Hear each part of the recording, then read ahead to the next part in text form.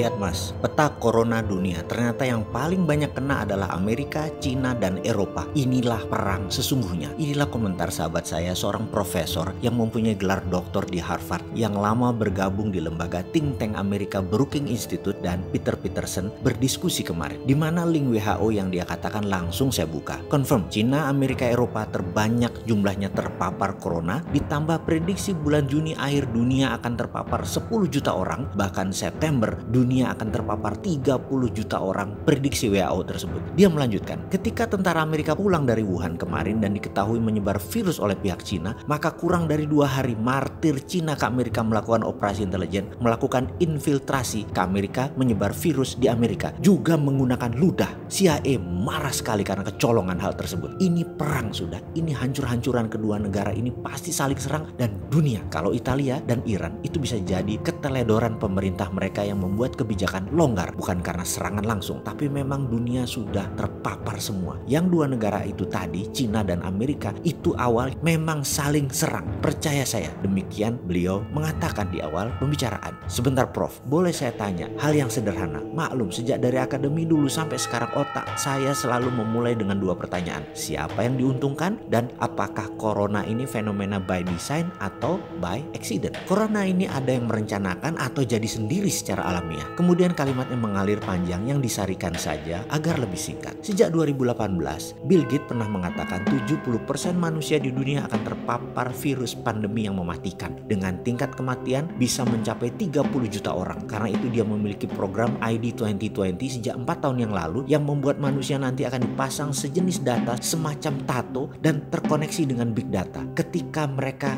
dipasang antivirus. By the way, kok Bill Gates yang mengawali hal ini ya? Ya, Bill Gates adalah salah satu the have dari kelompok Bilderberg. Apakah geng Bilderberg di belakang ini semua? Kita coba rincikan. Semenjak mereka, kaum the have ini diserang di Davos 2018, mereka hingga saat ini sudah banyak melakukan rapat-rapat rahasia, shadow meeting di antara inner circle mereka, core mereka yang semuanya adalah orang Eropa dan Amerika Utara, itu hampir semuanya keturunan Wahyudi. Mereka ini ada di mana-mana dan menguasai winner takes all di bidang masing-masing. Bagi mereka semua sudah borderless, antar negara, antar wilayah itu tidak ada. Mereka biasa bergerak sebagai shadow dimanapun, di banyak negara, bahkan banyak negara di bawah kendali mereka, pemimpin-pemimpin atau penguasanya. Secara harafiah, Amerika itu shadow country-nya Israel. Amerika itu proksinya Israel. Israel proksinya Wahyudi. Begitu bukan? Yang di permukaan Israel, yang shadow-nya Yahudi Wahyudi. Jadi corona itu kalau dianalisa dari beberapa think tank anti mainstream, ini bukan masalah Cina Amerika lagi. Ini masalah who the real controller of the world. Mereka Wahyudi Israel merasa sudah masanya dunia ini harus didistract, diubah lagi aturan mainnya, sekaligus balasan dari Holocaust. Ini revenge, ini vendetta. Yahudi sudah biasa main sebagai bayangan. Sejak zaman Nabi Musa mereka sudah mengelana ke sana kemari. Catatan, terusir. Sudah biasa dibully dan tertekan dari semua zaman. Puncaknya serangan hari aneh di tahun 1308 yang dikenang sebagai Friday the 13th, the end of the Night Templar, yang sampai sekarang menjadi teka-teki dunia. Yahudikah di belakang eksekusi Templar tersebut? Templar, pengendali Yerusalem dan pembuat strategi pengiriman uang antar wilayah, mendadak musnah hilang dari permukaan bumi. Siapa di belakang itu semua? Siapa mereka? Semua harta Templar hilang, dan sejak saat itu, sejak abad 14 itu, semua jadi shadow, jadi bayangan. Mereka tidak terlihat ada di mana-mana, tetapi ada di mana-mana dan mengendalikan. Perkiraan data analisis sementara ini, Yahudi Zabatai di belakang yang akan meriset dunia ini. Mereka secara kalkulasi harus menjawab who is benefiting dari peristiwa corona ini. Siapa yang paling bermanfaat, dialah yang memainkan sesungguhnya. Ke depan sepertinya akan ada 00 baru, patokan baru. Sesungguhnya sekarang masih terlalu awal bagi banyak pengamat. Masih belum ketebak apa yang akan mereka mainkan, tetapi sudah mulai kebayang arahnya, sudah mulai terasa. Wahyudi agaknya berencana menggeser epicentrum dunia. Dunia akan jadi full digital dan nantinya ada God Eyes. God Eyes adalah sebuah sistem big data dunia yang mereka akan kendalikan. Untuk itu, kalau dulu kita pernah mengatakan distraction is the real CEO jobs,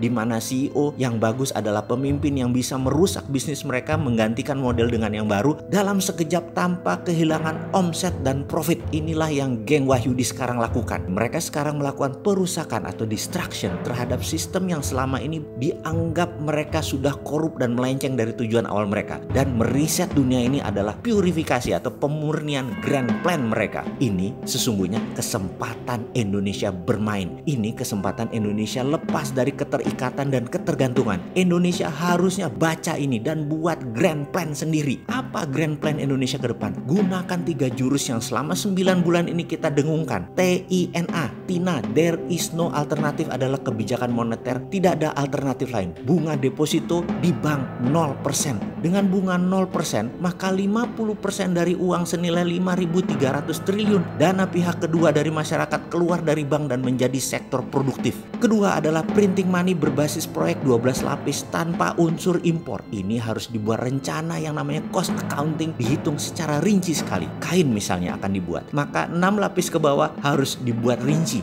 Benang dari mana, bahan benang dari mana, kapas dari mana, polyesternya dari mana, mesinnya dari mana, dan harus lokal konten semua. Dan mesin dibikin saat ini. Bahan baku harus lokal buat kain tersebut. Mesin boleh tiru atau ngopi mesin negara lain, tiru modifikasi, tiru plek, sikat, no rule. 6 lapis ke atas yaitu nanti jadi bajunya, kancingnya, resletingnya, kerahnya, distribusinya terus dipecah 12 lapis. Dan printing money tadi khusus untuk proyek tipe seperti ini, khusus industri manufaktur, juga properti, pertanian, pangan, infrastruktur, termasuk ibu kota baru, biayai. Dan ibu kota baru ini nanti di bawah kementerian, bukan gubernur, seperti Putrajayanya Kuala Lumpur. Kota itu kasih nama Garuda Pura misalnya, pusat pemerintahan baru NKRI. Semua dana ya kuantitatif easing, rupiah biru, pakai MMT, basis keilmuannya, ilmu dasarnya modern monetary theory. Terakhir SWF, Sovereign Wealth Fund, yang kalau tidak paham MMT dianggap cara berutang baru. SWF itu ya tidaklah. SWF tadi pakai mineral underlayingnya, hitung seluruh mineral di Indonesia itu milik negara, nikel, batu bara, emas, bauksit, timah, thorium, uranium, dan lain sebagainya. Intinya ketiga solusi tersebut adalah modern economic model yang menggunakan MMT, modern monetary theory instrumen, yaitu printing money, TINA, dan SWF. Sederhana ilmunya. 7 doktor ilmu ekonomi yang selalu menjejali saya dengan beginian dalam 5 tahun terakhir cukup buat membantu Indonesia ke depan menyalip di tikungan rencana besar Wahyudi. Kita colong. Rasanya Amerika dan Cina di bawah kita setelahnya. Kalau kita berani melakukan 3 hal, akibatnya nanti apa? Kita perang dengan Wahyudi akibatnya. Beranikah sahabat semua, putra bangsa NKRI garis lucu perang lawan Wahyudi, atau memilih cakar-cakaran sesama anak bangsa?